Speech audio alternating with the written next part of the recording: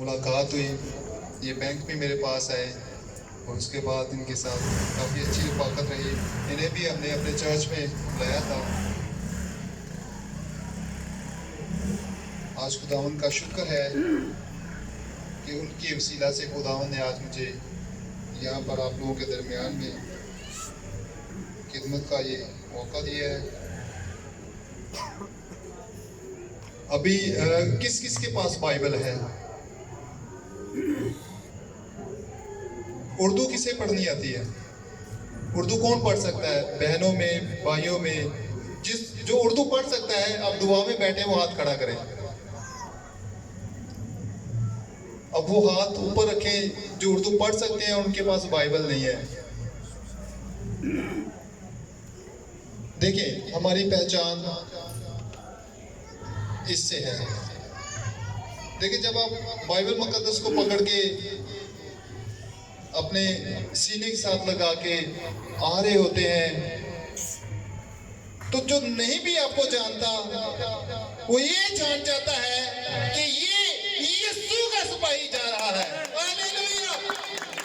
तबलीग तो वैसे ही यीशु नाम से कामता और डरता है, और जब ये हथियार आपके पास हो तो तबलीग की जरूरत नहीं कि वो आपकी तरफ मैली आंख से भी देख सके। हालेलुया! सब मेरे साथ मिलकर निकालिए मुकद्दस मरकज़ की मार्फत लिखी गई अंजील, उसका बाब नंबर 2 उसकी पहली आयत से हम पढ़ेंगे। सब निकाल लें।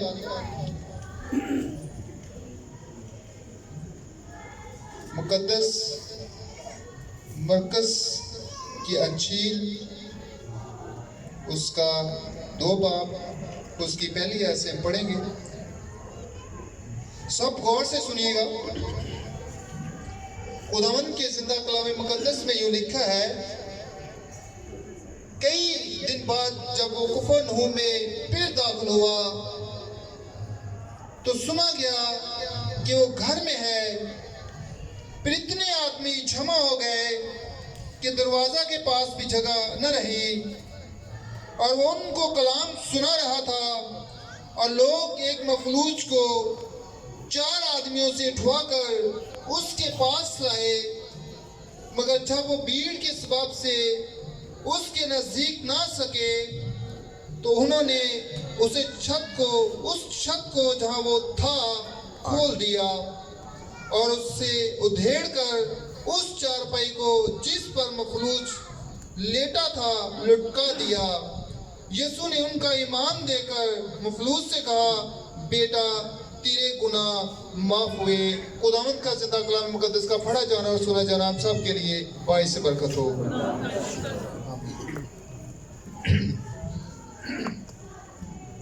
अभी ये जो पैसेज आपके सामने पढ़ा गया, ये जो एक हवाला कलाम मुकद्दस के अंदर से पढ़ा गया, यहाँ पे अगर आप उस वक्त उस दौर में जाए तो उस वक्त लिखा है कि खुदावंद यीशु मसीह कफरनहूम में दाखिल हुए, और ये वो एरिया था जहां पर खुदावंद यीशु मसीह उस वक्त शिफ्ट हो गए, उस वक्त उस जगह पर आ गए जब मुकद्दस यूहन्ना बपतिस्मा देने वाले को पकड़वाया गया।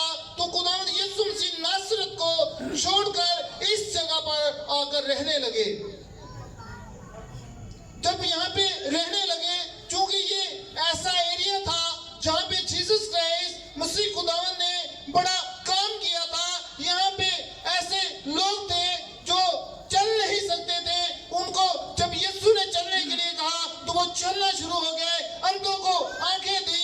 यहाँ पे बहुत सारे मौजूदे हुए, और इन मौजूदों की वजह से खुदावंद यीशु मसीह कफरनहूम में बड़ा जाना और पहचाना जाते थे। अब यहाँ पर देखें कि एक मौजूदा हुआ है। खुदावंद यीशु मसीह एक घर के अंदर मौजूद है, और जब लोगों ने सुना कि जीसस क्राइस्ट मसीह खुदावंद इस घर के अंदर मौजूद है, तो जिस किसी को भी खबर मिली वो उस जगह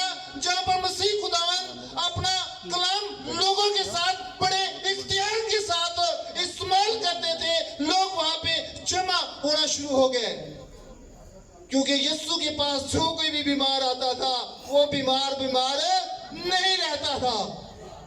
अब देखिए मौजूदा यहाँ पे हुआ है। अब मौजूदा किसको कहते हैं? यानी कि हर वो काम जो इंसान की सोच, जहाँ पे इंसान की सोच खत्म हो जाती है, जहाँ पे इंसान की हिम्मत जवाब दे जाती है और वो ये सोचता है कि अब मुझसे कुछ भी नहीं हो पाएगा, इससे आगे मैं कुछ नहीं कर सकता, ये बीमार अपनी बीमारी से शिफा नहीं पा सकता, ये बीमार अब चंगा नहीं हो सकता, ये जो काम मैंने शुरू किया है अब ये पाया तकमील तक नहीं पहुंचता, और वो काम सिर्फ और सिर्फ जिंदा खुदा कर सके उसे मौजूदा कहते हैं। हालेलुया।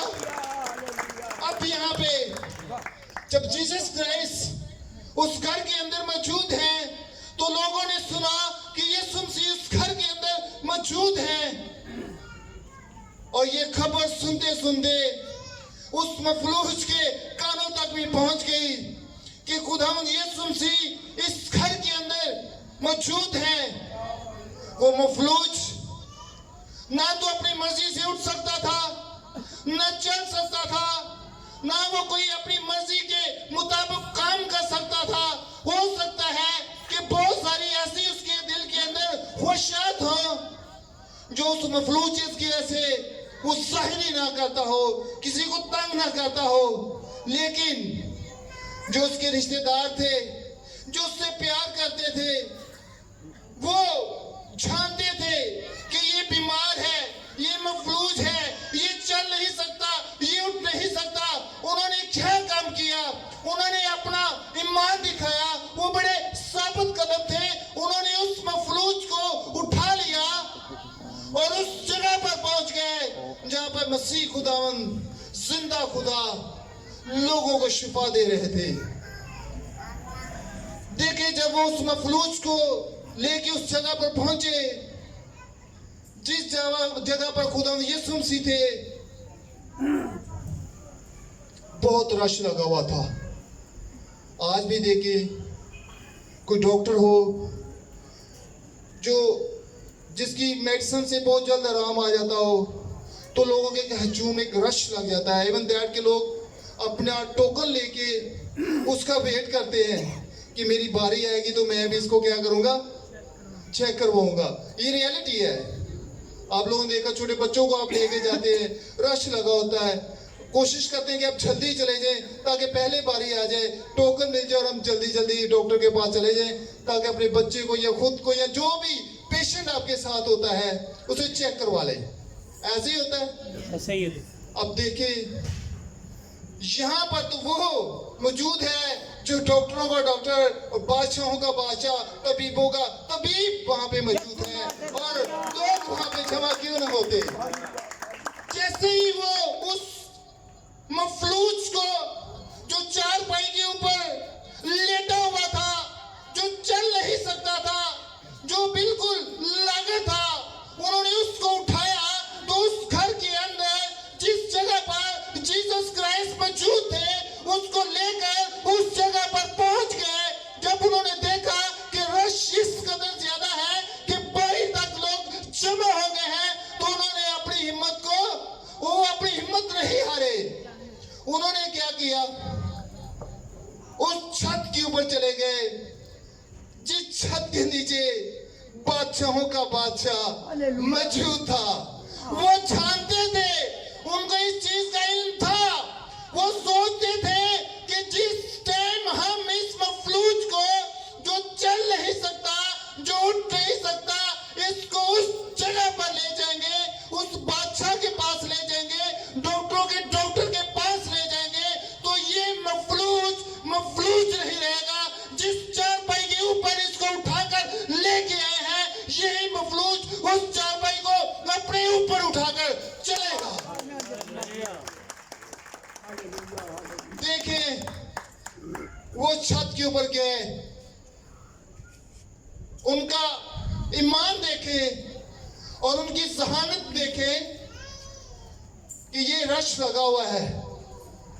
उन्होंने छत को उस जगह से नहीं उधेड़ा, इस जगह से नहीं उधेड़ा, एग्जैक्ट उसी जगह से जहां पर जीसस क्राइस्ट जिंदा खुदा का बेटा लगते जी गए, बीमारों को शिफा दे रहा है, बदरूहों को ढांढ रहा है, बड़े इख्तियार के साथ जिंदा कलाम उन्हें सुना रहा है।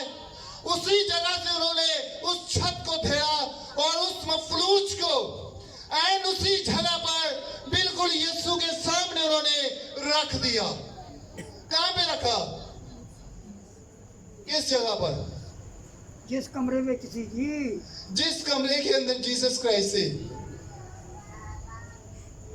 देखिए, मैं कभी कभी जब स्टडी कर रहा होता हूँ, मैं सोचता हूँ अगर इस जमाने के लोग होते, मेरे जैसे होते, क्यों ना जाती नहीं तो शायद वो सोचते चलो ये आज तो बहुत ज्यादा रश लगा है, हो सकता है यीशु को भी टाइम ना होवे, आज इनू लै चलिए घर। जो किधरे यीशु का इधर उधर चक्कर लगेगा तो मिन्नत तो तरला करके कहांगे यीशु इनू इधर छुपा दे। लेकिन नहीं, वो हिम्मत नहीं हारे। वो साबित कदम लोग थे, उनका ईमान बहुत मजबूत था।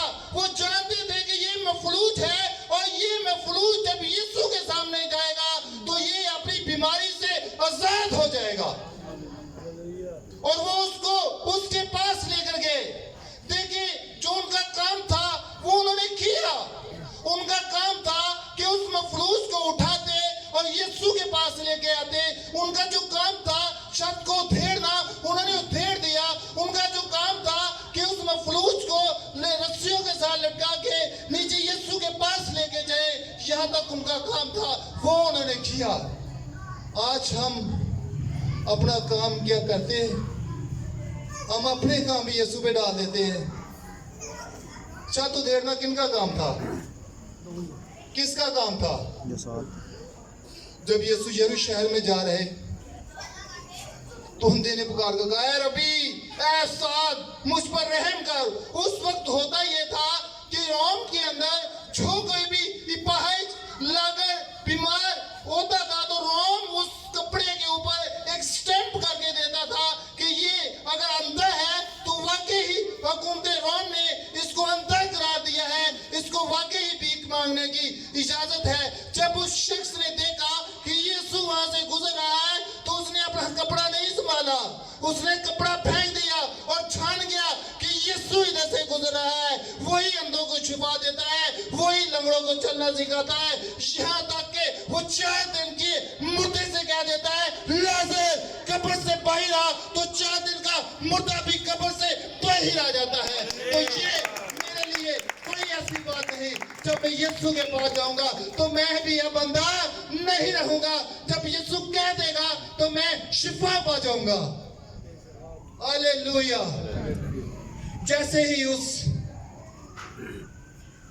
मफलूज को यीशु के सामने रखा तो यीशु ने उनका ईमान देखकर क्या कहा? उनका ईमान देखकर क्या कहा? उनका ईमान देखकर कहा, बेटा तेरे गुनाह। किनका ईमान देखा था? जिन्होंने जैसे ही यीशु ने ये कहा, उनका ईमान देखकर कि बेटा तेरे गुनाह माफ हुए। वहां फिकी और फरिश्तियों का ग्रुप था। अब उस ग्रुप का क्या काम था? वो ग्रुप ये करता था, वो खुद को शरा के आलम और उस वक्त के अंदर जितने भी अंबिया कराम आते उनको चेक करने की ड्यूटी और शरीयत को वो बढ़ाते थे। वो बड़े मौजूद मुअल्लम शख्स होते थे और वो इस चीज की तस्दीक करते थे क्या कोई झूठा नबी या कोई झूठा ऐसा उठ खड़ा तो नहीं हुआ जो इसमें आकर कोई ऐसा बदअमनी पैदा कर दे। वो चेक करने के लिए वहां बैठे थे। और जैसे ही यीशु ने उनसे कहा कि बेटा तेरे गुनाह माफ हुए, तो उन्होंने अपने दिलों में सोचना शुरू किया कि ये कौन है? ये तो कुफर बकता है, गुनाह खुदा के अलावा कौन माफ कर सकता है? तो यीशु ने क्या किया? उन्होंने ऊंची आवाज में कहा था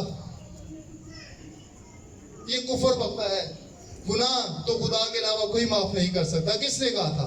ऊंची आवाज से कहा था? नहीं, उन्होंने अपने अंदर ही उन्होंने सोच लिया, उन्होंने ख्याल किया तो जैसे ही वो ख्याल कर रहे थे यीशु ने उनके ख्यालों को छाड़ कर ये कहा कि आसान क्या है, ये कह देना कि उठ अपनी चारपाई उठा और चल, फिर ये कह देना कि तेरे गुनाह माफ हुए हैं।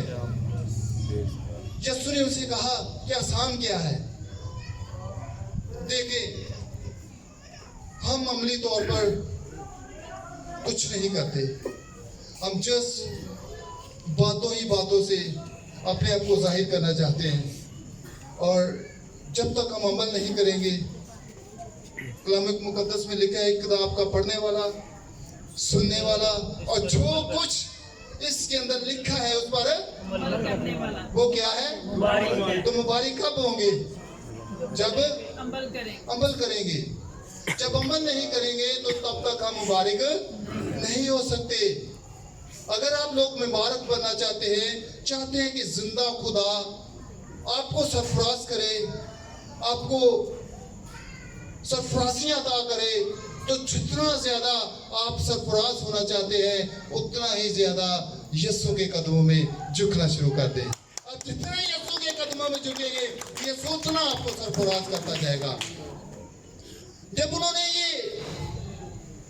ये ख्याल किया तो खुदा ने यीशु मसीह ने उससे ये कहा कि आसान क्या है, ये कह देना कि उठ अपनी चारपाई उठा और चल, फिर ये कह देना कि तेरे गुनाह माफ हुए हैं। यीशु ने उनसे कहा कि ये कह देना बड़ा आसान है कि तेरे गुनाह माफ हुए, क्योंकि गुनाह माफ हुए ना किसी ने देखे हैं ना कोई जानता है, लेकिन ये कह देना बड़ा ही मुश्किल है कि उठ अपनी चारपाई उठा और चल, फिर क्योंकि वो पाहिश था, मफलूज था, 4 आदमी उसको उठाकर लेकर आए थे। अगर यीशु ने ये बात कही थी तो उस मफलूज को चलना चाहिए था। जब वो उठ पड़ा, चलना शुरू कर दिया, तो यीशु ने बता दिया कि गुनाह माफ होना इसकी तस्दीक है कि ये मफलूज अब मफलूज नहीं रहा, बल्कि ये उठकर चल पड़ा है। जैसे ये चल पड़ा है ऐसे ही इसके गुनाह भी मैंने माफ कर दिए हैं। हालेलुया। यीशु ने कहा कि गुनाह माफ करना, इस मफलूज का उठ जाना, इस बात की तस्दीक है कि अगर इब्ने आदम इस मफलूज को उठा सकता है जो चल नहीं रहा, तो इब्ने आदम को जमीन पर गुनाह माफ करने का भी इख्तियार है। हालेलुया। हम उस खुदा की प्रशंसा करते हैं, उस खुदा की बंदगी करते हैं जो जिंदा खुदा है, जो कुदूस खुदा है। हमारा ईमान इस कदर मजबूत होना चाहिए जैसे सदरक, मीसक और अब्दुल नजूज, जब उनसे कहा गया कि इस मूर्ति को सजदा करो, तो उन्होंने क्या कहा कि हम इस मूर्ति को सजदा नहीं करेंगे। बादशाह को बुलाया गया, बादशाह के पास बुलाया गया।